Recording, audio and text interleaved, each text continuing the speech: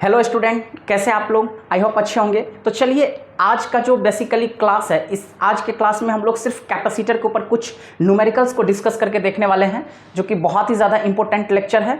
और आप जब कैपेसिटर के ऊपर न्यूमेरिकल्स को सॉल्व करोगे तो आपको कभी भी कैपेसिटर के कॉन्सेप्ट को समझने में आपको कहीं कोई दिक्कत नहीं होगा। देखिए बेसिकली क्या होता है कि कैपेसिटर के ऊपर थ्योरिटिकल तो ठीक है, थ्योरी को तो हमें समझना ही समझना है, लेकिन कैपेसिटर का कॉन्सेप्ट ओरिजिनली यानी कि हकीकत में आपका तभी क्लियर होगा जब आप इसके ऊपर क्या करोगे, न्यूमेरिकल्स को डिस्कस करोगे। तो आज के क्लास में बेसिकली हम लोग केवल न्यूमेरिकल को ही देखने वाले हैं कैपेसिटर के ऊपर। तो एक बहुत ही इंटरेस्टिंग क्वेश्चन है, हम लोग देखते हैं फर्स्ट प्रोफाइल का ये क्वेश्चन है कैपेसिटर के ऊपर।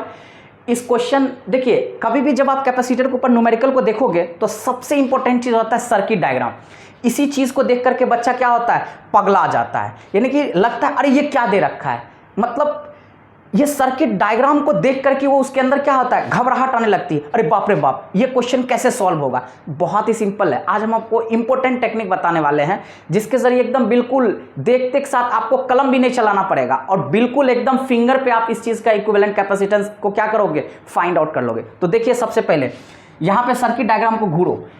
कभी भी कोई भी कैपेसिटर का सर्किट डायग्राम होगा तो हमेशा क्या होगा, एक इनपुट होगा, दूसरा क्या होगा, आउटपुट। अरे भैया कोई भी सर्किट है तो सर्किट के अंदर अगर करंट एंटर करेगा तो करंट क्या होगा, किसी ना किसी टर्मिनल से आउट भी जाएगा। अगर आप खाना खाओगे तो खाना को क्या करोगे, निकालोगे भी तो सही। डाइजेस्ट होने के बाद जो वेस्ट मटेरियल होगा वो हमारे बॉडी से क्या होता है, बाहर जाता है। तो वेरी सिंपल वही चीज़ है। अगर सर्किट के अंदर यहाँ पे क्या होगा, करंट इन करेगा तो यहाँ से क्या होगा, आउट करेगा। Very simple.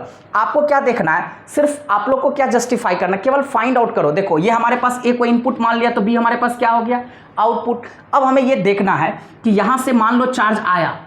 अब यहां से अगर चार्ज आया तो यहां पे देखो, ऐसे समझो नाला होता है ना, नाला देखे हो ना, नाला के अंदर क्या हो रहा है, पानी जा रहा है। अब मान चलो एक नाला को तुम बहुत सारे पार्ट में डिवाइड कर रखे हो, तो पानी गया और जितने भी पार्ट गया सब में पानी क्या हो गया, फैल गया। तो वही चीज यहां पे है, क्या है, यहां पे करंट आया और जैसे यहां पे देखो यहां तक करंट आया, इसको कोई डिस्टर्बेंस नहीं हुआ था, एक वो था। अब यहां पे जैसे आया तो इधर भी पार्ट आ गया, इधर भी पार्ट आ गया, यानी कि यहां से चार्ज क्या होगा, कुछ इधर चला जाएगा, कुछ इधर चला जाएगा। तो यहीं पे ध्यान देना है कि जहां से चार्ज डिवाइड हो गया उसको आपको क्या करना है, उतने पार्ट में डिवाइड कर देना। तो वेरी सिंपल, आप यहां पे देखो जैसे चार्ज आया तो कुछ चार्ज इधर चला गया, कुछ चार्ज इधर चला गया।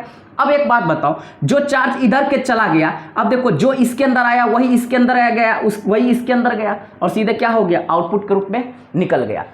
तो वेरी सिंपल, आपको यहां पे ये ध्यान रखना है कि इसमें जो चार्ज आया, इसमें और इसमें, इस तीनों में चार्ज तो सेम रहा, फर्दर फिर डिवाइड नहीं हुआ। तो इसका मतलब है कि इस तीनों में अगर चार्ज सेम है तो तीनों का तीनों किस में आ गया, सीरीज में। सीरीज में मैंने पहले ही बता रखा हूं कि सीरीज में चार्ज कभी भी करंट डिवाइड नहीं होता है। सीरीज में करंट हमेशा क्या होता है, सेम होता है।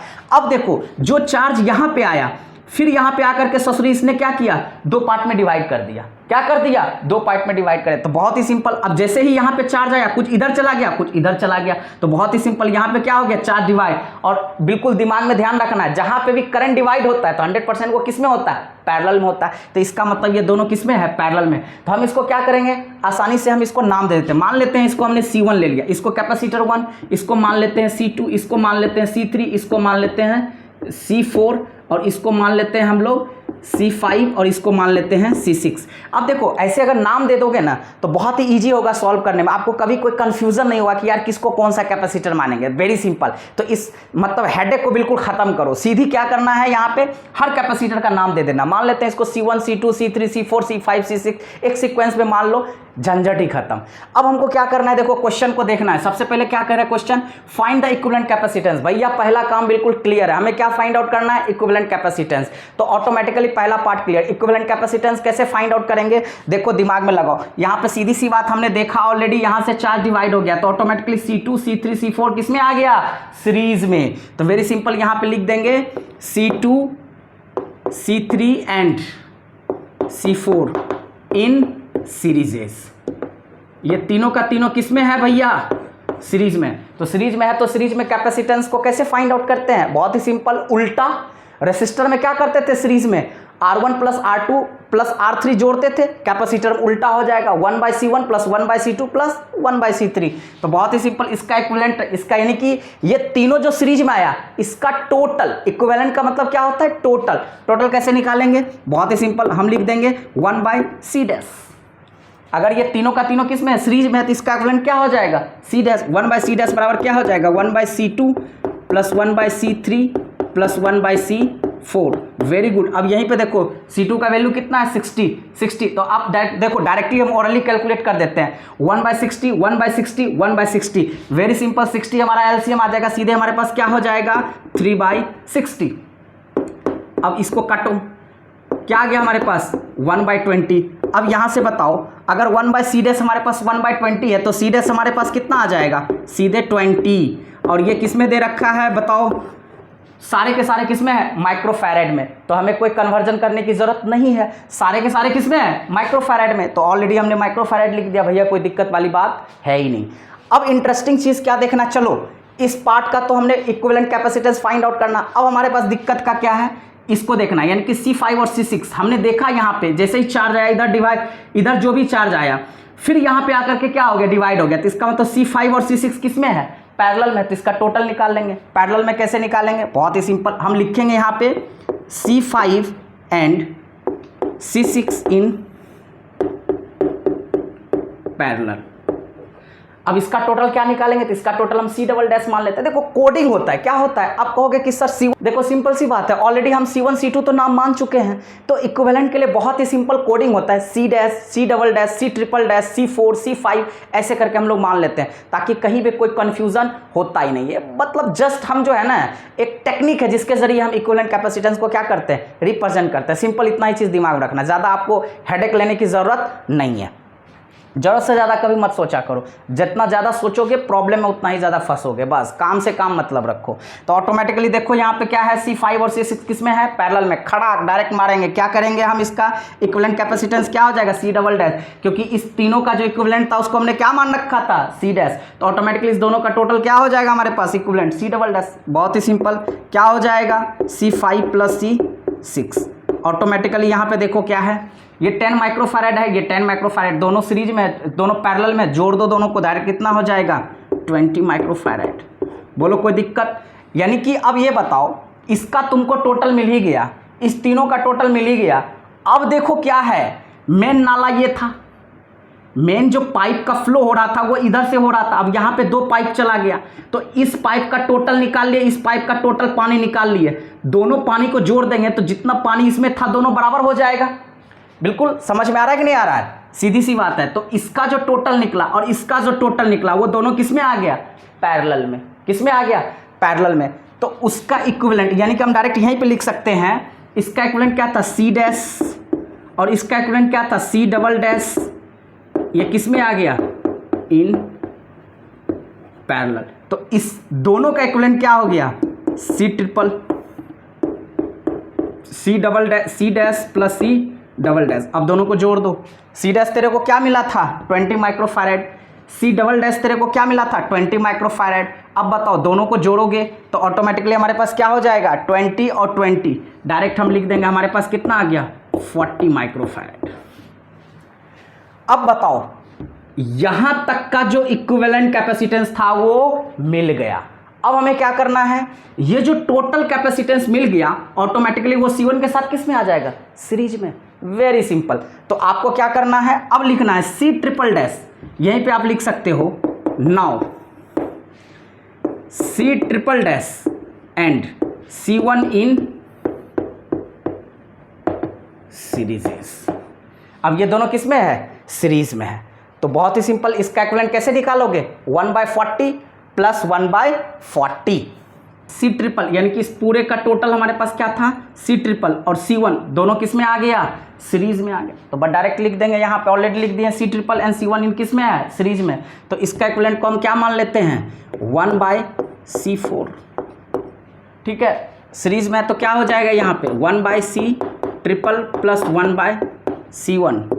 तो देखो 1/C4 जो हमारे पास निकलेगा, डायरेक्ट हम वैल्यू लिखेंगे, ये भी कितना है, 40, और C' इक्विवेलेंट भी हमारे पास कितना आ गया, 40। तो बहुत ही सिंपल, 1/40 प्लस 1/40, डायरेक्ट हमारे पास कितना आ गया, 2/40, कैंसिल आउट 20, 1 कितना आ गया, 20। यानी कि C4, यानी कि ये जो इक्विवेलेंट आ गया वो डायरेक्ट हमारे पास कितना आ गया, 20 माइक्रोफैरेड। अब बताओ इस तरीके से हमने क्या किया, इस पूरे सर्किट का जो इक्विवेलेंट कैपेसिटेंस है उसको हमने क्या कर लिया, फाइंड आउट कर लिया। Very simple. तो टोटल हमारे पास कितना आ गया, 20 माइक्रोफैराड। टेंशन खत्म। यानी कि पहला पार्ट जो इसने कहा था, find the equivalent capacitance of the combination of capacitor between the points A and B as shown in the below figure. यानी कि ए से बी के बीच में जितने भी कैपेसिटर था, जितने भी कॉम्बिनेशन ऑफ कैपेसिटर था, उसका total that means equivalent capacitance हमने क्या फाइंड आउट कर लिया, 20 माइक्रोफैराड। Matter clear. अब देखो इसका नेक्स्ट पार्ट क्या कह रखा है, also calculate the total charge that flows in the circuit. यानी कि अब हमें टोटल चार्ज भी निकालना है। कब, when a 100 volt battery is connected between the points A and B. यानी कि अब इसने क्या कर रखा है, देखो क्वेश्चन को घुमा दिया है। क्वेश्चन में क्या कह दिया है, अगर ये हमारा ए इनपुट है और ये भी हमारे पास क्या है, आउटपुट है। अगर हम इस इनपुट और आउटपुट के बीच में एक बैटरी को जोड़ देते हैं जिसका पावर कितना है, 100 वोल्ट, तो बताओ इस सर्किट के होकर के कितना चार्ज फ्लो करेगा। तो बहुत ही सिंपल, कैसे निकालेंगे हमें, यानी कि क्या निकालना है, चार्ज निकालना है। आप जानते हो ऑलरेडी Q बराबर क्या होता है, CV।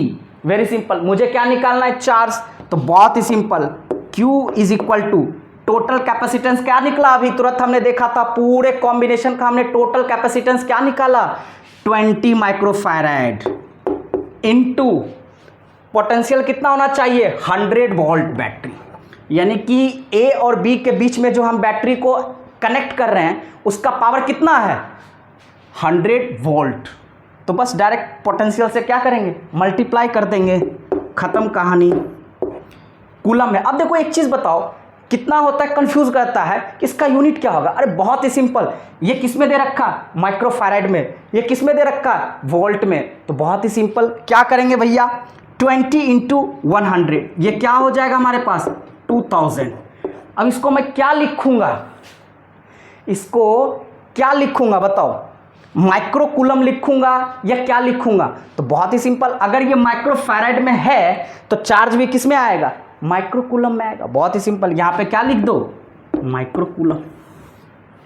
यानी कि टोटल चार्ज जो होगा वो कितना फ्लो करेगा ए से बी के बीच में, 2000 माइक्रो। चलिए देखते हैं, ये दूसरा प्रोफाइल का क्वेश्चन है, ये भी कैपेसिटर के ऊपर ही है और ये देखो ये दूसरे प्रोफाइल का है। एक क्वेश्चन आपको कैसे देखने को मिलेगा, तो ये इसको हम लोग कहते हैं बक्सा टाइप का। यानी कि बक्सा टाइप का कहोगे सर आप क्या बता रहे हो, बक्सा टाइप का। तो बक्सा टाइप का कहने का मतलब क्या है, अभी देखो समझ में आएगा। क्या क्वेश्चन कह रखा है, 4 कैपेसिटर्स, यानी कि 4 कैपेसिटर है हमारे पास, are connected as shown in the below figure. यानी कि ऑलरेडी डायग्राम में दिखा रखा है कि भैया कैसे ये चारों का चारों कैपेसिटर कनेक्टेड है। Calculate the equivalent capacitance between the points x and y। यानी कि ये जो हमारे पास x और ये y है, अगर हम x को इनपुट मानेंगे तो y क्या हो जाएगा, आउटपुट। यानी कि इस इनपुट और आउटपुट के बीच में जितने भी कैपेसिटर कनेक्टेड है उसका मुझे क्या फाइंड आउट करना है, equivalent capacitance, that means total capacitance find out करना है। अब ये एक बात बताओ, यहाँ पे ए देखो, यहाँ से क्या हो गया, एक लाइन स्टार्ट हुआ और यहाँ पे आकर के ये क्या हो गया, बंद हो गया। फिर इस बीच में एक यहाँ से लाइन स्टार्ट हो गया और यहाँ पे आके बंद हो गया। तो एक बात बताओ, अगर मैं इसको नाम दे देता हूँ थोड़ा देर के लिए, देखो अगर मैं इसको नाम दे देता हूँ C1, इसको C2, इसको C3 और इसको क्या नाम दे देता हूँ C4। तो तुम यहाँ पे ध्यान से देखो, C1, C2, C3 ये तीनों का तीनों किसका है, क्या है, ये इस बॉक्स के अंदर है, इसलिए हम इसको कहते हैं बक्सा टाइप का प्रॉब्लम।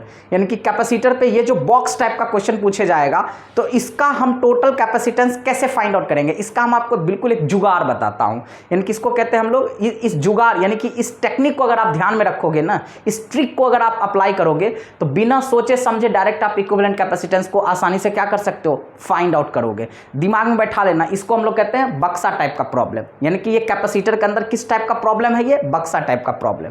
देखो कैसे निकालेंगे, बहुत ही सिंपल। ऑलरेडी देखो यहाँ पे C2, C3, C1, C2 और C3 तीनों कहीं ना कहीं A से लेकर के B तक क्या है, बॉक्स है, और इसी बॉक्स के अंदर है कौन, 3 कैपेसिटर है, C1, C2 और C3। तो ऑटोमेटिकली ये दिमाग लगाओ, अगर यहां से करंट आया तो देखो इस पॉइंट पे क्या हो रहा है, ए पॉइंट पे डिवाइड हो गया, कुछ करंट इधर चला गया, कुछ करंट इधर चला गया। तो इससे ये तो पता चल गया कि C1 के अंदर करंट क्या हो रहा है, डिवाइड हो रहा है, और करंट जहां भी डिवाइड होगा वो सीधे किस में चला जाएगा, पैरेलल में। फिर देखो बीच में यहां पे फिर एक इनपुट हो गया। अब यहां पे जो करंट आया वो कुछ इधर चला गया, कुछ इधर चला गया, तो फिर यहां पे डिवाइड हो गया। फिर यहां पे नोड आया, फिर यहाँ पे देखो, तो इसका मतलब क्या है कि C1 C2 और C3 तीनों के अंदर बेसिकली चार्ज यानी कि करंट क्या हो रहा है, डिवाइड हो रहा है। तो इसका मतलब है कि ये तीनों का तीनों किस में आ गया, पैरेलल में। तो हम इसको आसान भाषा में कैसे समझेंगे, बहुत ही सिंपल। आपको क्या ध्यान में रखना है कि ए से बॉक्स स्टार्ट हुआ और बी पे होकर के खत्म हो गया, तो इस बॉक्स के अंदर जो भी कैपेसिटर आएगा सारे के सारे किस में होंगे भैया, पैरेलल में। बात खत्म। यानी कि ऑटोमेटिकली C1 C2 C3 तीनों किस में हो जाएगा, पैरेलल में। इसका टोटल कैपेसिटेंस फाइंड आउट कर लेंगे। बाहर में क्या है, C4, इसके साथ किस में ऐड कर देंगे, सीरीज में। मैटर खत्म। तो सिंपल आपको दिमाग में ये रखना है कि जहां कहीं भी ये बॉक्स टाइप का क्वेश्चन दिखे, ऐसा जहां कहीं भी आएगा तो एकदम सर्किट डायग्राम को क्या करना है, एकदम घूरना है एकदम बिल्कुल। जैसे सर्किट डायग्राम, अरे बक्सा वाला काम स्टार्ट हुआ, यानी कि बॉक्स टाइप का है ये, तो सीधे देखो जैसे ही बॉक्स टाइप आपको दिखेगा, सीधा सी दिमाग लगाना है कि बॉक्स के अंदर जितने भी कैपेसिटर होंगे वो सारे के सारे किसमें होंगे, पैरेलल में। तो उसका टोटल निकालो और बाहर वाले के साथ किसमें जोड़ दो, सीरीज में। आपका डायरेक्ट इक्विवेलेंट कैपेसिटेंस निकल जाएगा। तो बहुत ही सिंपल, यहाँ पे देखो क्या है, हम सीधे लिखेंगे C1 C2 and C3 in parallel. ये तीनों किसमें है, पैरेलल में। तो इसका इक्विवेलेंट कैपेसिटेंस क्या हो जाएगा, C dash, which is equal to, हमारे पास पैरेलल में तो ऑटोमेटिकली हम क्या लिखेंगे, C1 plus C2 plus C3। Automatically इसका देखो वैल्यू कितना है, 2 plus 3 plus 5 microfarad. Automatically 5 plus 3 कितना हो गया, 8 और 2 10, यानी कि 10 माइक्रोफैरेड हमारे पास क्या निकल गया, टोटल कैपेसिटेंस निकल गया। अब ये जो टोटल निकला C1 C2 C3 तीनों का जो इक्विवेलेंट कैपेसिटेंस निकला, ये C डैश, ये ऑटोमेटिकली C4 के साथ किस में आ जाएगा, सीरीज में। तो हम लिख सकते हैं now C dash and C4 इन सीरीजेस। तो इसका इक्विवेलेंट क्या मान लेते हैं, C डबल डैश। तो 1/C डबल डैश क्या हो जाएगा, 1/, सीरीज के लिए फॉर्मूला होता है 1/C डैश प्लस 1/C4। तो बहुत ही simple, 1/C dash, C dash हमारे पास कितना निकला, 1/10 प्लस 1/C4 हमारे पास कितना है, 10। ऑटोमेटिकली कितना हो गया, 2/10, 2 5 जा 1 कितना आ गया, 5। तो ऑटोमेटिकली आप यहाँ पे देखो, this implies C double dash कितना, 1/C डबल डैश कितना है, 1/5। तो C डबल डैश कितना आ गया, सीधे हमारे पास कितना आ गया, 5 माइक्रोफैरेड। यही मेरा क्या हो गया, आंसर हो गया। यानी कि इस पूरे सर्किट का नेट इक्विवेलेंट कैपेसिटेंस कितना निकल गया, 5 माइक्रोफैरेड। खत्म कहानी, डायरेक्ट ओरल निकाल सकते हो। यानी कि इसलिए हम इसको कहते हैं बक्सा टाइप का क्वेश्चन, यानी कि बॉक्स टाइप का प्रॉब्लम है, जहां कहीं भी आपको बॉक्स के अंदर जितने भी कैपेसिटर दिखेगा सब किस में आ जाएगा, पैरेलल में। उसका टोटल निकालो, बाहर वाले जितने भी कैपेसिटर उसके साथ किसमें जोड़ दो। एक तीसरा प्रोफाइल का क्वेश्चन है कैपेसिटर के ऊपर, बहुत ही इंटरेस्टिंग क्वेश्चन है। देखिए ये क्वेश्चन क्या कह रहा है, यहाँ पे कह रहा है 3 capacitors C1 C2 and C3 are connected to a 6 volt battery. यानी कि 3 कैपेसिटर है, C1 C2 और C3, और ये तीनों का तीनों कैपेसिटर किससे कनेक्टेड है, 6 वोल्ट बैटरी के साथ कनेक्टेड है, जो कि इस डायग्राम के अंदर दिखाया गया है। Find the charges on the 3 capacitor. बहुत इंटरेस्टिंग चीज़ है, इस क्वेश्चन में थोड़ा डिफरेंट है। अब हमें क्या करना है, इस तीनों कैपेसिटर के ऊपर क्या करना है, सेपरेट, अलग अलग हमें चार्ज को फाइंड आउट करना है। तो बहुत ही सिंपल, कैसे फाइंड आउट करेंगे, यानी कि इस क्वेश्चन के अंदर हमें हर कैपेसिटर के अक्रॉस क्या फाइंड आउट करना है, चार्ज फाइंड आउट करना है। देखते हैं कैसे फाइंड आउट करेंगे। डायग्राम को देखिए, ऑलरेडी आप देखो ये बैटरी है, प्लस माइनस, यहाँ से करंट गया, बिल्कुल कोई दिक्कत नहीं हुआ, जैसे आया फिर वही चीज़। पानी क्या हो गया, अलग अलग नाले में, मतलब मेन नाला से क्या हो गया, सब नाला, यानी कि जो छोटे छोटे नाले हैं उस पर पानी क्या हो गया, डिवाइड हो गया। यानी कि जो करंट यहाँ पे आया, कुछ करंट इधर चला गया, कुछ करंट इधर चला गया। तो हमें दिख रहा है कि C2 और C3 के अंदर चार्ज क्या हो रहा है, डिवाइड हो रहा है। इसका मतलब है C2 और C3 दोनों किस में है, पैरेलल में है। तो इसका क्या करेंगे, टोटल निकालेंगे और C1 के साथ किस में जोड़ देंगे, सीरीज में जोड़ देंगे। तो इस तरीके से हम पूरे सर्किट का जो है इक्विवेलेंट कैपेसिटेंस को क्या करेंगे, फाइंड आउट कर लेंगे। तो देखते हैं, सबसे पहले हमें क्या फाइंड आउट करना पड़ेगा, इक्विवेलेंट कैपेसिटेंस और टोटल पोटेंशियल दे रखा है, तो हम चार्ज को फाइंड आउट कर सकते हैं। तो हम यहाँ पे लिखेंगे C2 and C3 in parallel. इसका इक्विवेलेंट क्या मान लेते हैं, C डबल डैश। तो C डबल डैश बराबर क्या हो जाएगा, C2 प्लस C3 ऑटोमेटिकली हम लिखेंगे 5 + 5 कितना हो गया हमारे पास 10 माइक्रोफैराड। अब ये C डैश एंड C1 किस में आ गया सीरीज में, तो इसका इक्विवेलेंट क्या हो गया 1/C डबल डैश, तो ये हो जाएगा 1/C dash plus 1/C1। Already आप देखो यहाँ पे क्या दे रखा है, C डैश हमारे पास कितना निकला 10, तो 1/10 प्लस 1/10 ऑटोमेटिकली हमारे पास कितना हो गया 2/10, 5 ज़ा 1/5। तो यहीं से हम देख सकते हैं this implies 1/C double dash, यानी कि 1/C डबल डैश अगर हमारे पास 1/5 आ गया तो this implies C double dash हमारे पास कितना आ गया 5 माइक्रोफैराड। इसमें कोई दिक्कत नहीं, यानी कि इस तरीके से मुझे ये पता चल गया कि पूरे सर्किट का जो है इक्विवेलेंट कैपेसिटेंस कितना निकल गया हमारे पास 5 माइक्रोफैराड।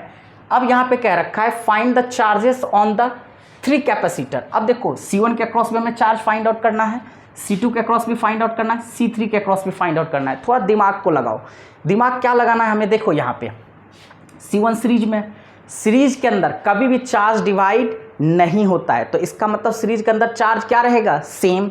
तो अगर चार्ज सेम रहेगा तो बताओ टोटल कैपेसिटेंस हमारे पास कितना निकल गया 5 माइक्रोफैराड, और टोटल पोटेंशियल कितना है हमारे पास 6 वोल्ट, तो टोटल चार्ज डायरेक्ट निकल गया। तो हम सीधे लिखेंगे Q = CV। तो टोटल कैपेसिटेंस कितना है हमारे पास 5, टोटल पोटेंशियल कितना है 6, यानी कि हमारे पास कितना निकल गया 30 माइक्रोफैराड में है, तो ये किस में आ जाएगा माइक्रोकूलम। यानी कि ये 30 माइक्रोकूलम जो है, ये 30 माइक्रोकूलम जो चार्ज निकला ये अक्रॉस किसके अक्रॉस निकल गया C1, यानी कि C1 के अक्रॉस जो चार्ज आया इसको हम कोडिंग के लिए क्या दे सकते हैं Q1, जो कि हो गया हमारे पास कितना 30 माइक्रोकूलम। इसमें कोई दिक्कत नहीं। यहाँ पे देखो टोटल चार्ज निकला कितना 30 माइक्रोकूलम, तो ये जो 30 माइक्रोकूलम निकला, अब बताओ C1 हमारे पास किस में सीरीज में, सीरीज के क्रॉस चार्ज डिवाइड नहीं होता है, तो इसलिए जो टोटल चार्ज आएगा वही हमारा चार्ज किसके क्रॉस होगा C1 के क्रॉस होगा। तो C1 के क्रॉस जो चार्ज होगा वो हमारे पास क्या हो जाएगा Q1, जिसका वैल्यू ऑलरेडी हमने कितना फाइंड आउट कर लिया 30 माइक्रोकूलम। Very simple. अब क्या करना है, तो अब मुझे करना है 5 माइक्रोफैराड, और इस 5 माइक्रोफैराड यानी कि C2 और C3 के अक्रॉस क्या करना है चार्ज को फाइंड आउट करना है। और ये दोनों का दोनों किस में है पैरेलल में, तो बहुत ही सिंपल पैरेलल में चार्ज डिवाइड हो रहा है। अब यहाँ पे देखना है दोनों का कैपेसिटेंस भी क्या है सेम है, तो इसका मतलब दोनों के अंदर चार्ज का डिस्ट्रीब्यूशन भी क्या हो जाएगा सेम। लॉजिकली अगर हम देखें तो ऑटोमेटिकली बताओ, बहुत ही सिंपल, आपको मैंने क्या बताया सीरीजेस के अंदर चार्ज कभी भी डिवाइड नहीं होता है, तो जो हमारे पास टोटल चार्ज निकला वो कैपेसिटर C1 के अंदर, तो हमारे पास टोटल चार्ज मिल गया कितना मिल गया 30 माइक्रोकूलम। अब ये बताओ यहाँ पे जो भी चार्ज था, मान लेते हैं अगर यहाँ पे चार्ज हमारे पास आ गया 30 माइक्रोकूलम, तो यही 30 माइक्रोकूलम दो डिफरेंट पार्ट में क्या हो रहा है डिवाइड हो रहा है। अब यहाँ पे ऑलरेडी अगर कैपेसिटेंस सेम है, यानी कि C2 और C3 दोनों का वैल्यू क्या हमारे पास सेम है, तो जो चार्ज ये गया यही तो दो पार्ट में डिवाइड होगा, तो कैपेसिटेंस अगर सेम है तो ये चार्ज भी क्या हो जाएगा इक्वली डिवाइड हो जाएगा। तो बहुत ही सिंपल, अगर मैं मानूं तो हम लिख सकता हूं C2 के अक्रॉस चार्ज, यानी कि आप यहीं पे देखो मान लेते हैं C2 के अक्रॉस चार्ज हमने क्या ले लिया Q2, और C3 के अक्रॉस चार्ज क्या ले लेता हूं Q3। अब दोनों का कैपेसिटेंस तो इक्वल है, तो ऑटोमेटिकली हमारे पास क्या हो जाएगा, यहाँ पे देख रहे हैं कि यहीं पे लिख देते हैं इफ़ C2 = C3, देन हम यहाँ पे लिख सकते हैं Q2 = Q3। तो बहुत ही सिंपल, Q2 = Q3 सीधे क्या हो जाएगा Q1 / 2। तो वेरी सिंपल, ऑटोमेटिकली क्या हो जाएगा ये 30 microcoulomb divided by 2 which is equal to 15 microcoulomb. यानी कि C2 के अक्रॉस भी चार्ज कितना हो जाएगा 15 माइक्रोकूलम, और C3 के अक्रॉस भी चार्ज कितना हो जाएगा 15 माइक्रोकूलम। वेरी सिंपल, तो आसानी से आपको समझ में आ जाएगा, कहीं कोई दिक्कत वाली बात है ही नहीं। तो कहीं कहीं पे आपको बिल्कुल थोड़ा सा कॉमन सेंस को अगर आप यूज़ करोगे ना, तो बिना कैलकुलेशन किए ही आप आंसर को ईजिली क्या कर सकते हो फाइंड आउट कर सकते हो। वेरी सिंपल, क्योंकि जो चार्ज यहाँ है वही चार्ज तो यहाँ पे इक्वली डिवाइड हो गया। क्यों? क्योंकि कैपेसिटेंस दोनों का सेम है। तो जो हमारे पास टोटल चार्ज निकला उसको 2 से हम क्या करेंगे, डिवाइड कर देंगे, तो ऑटोमेटिकली 30 माइक्रोकूलम था, तो C2 के अक्रॉस भी क्या हो गया, 15 माइक्रोकूलम, और C3 के अक्रॉस भी क्या हो गया, 15 माइक्रोकूलम। दोनों के अंदर इक्वली हमने क्या कर दिया, डिवाइड कर दिया।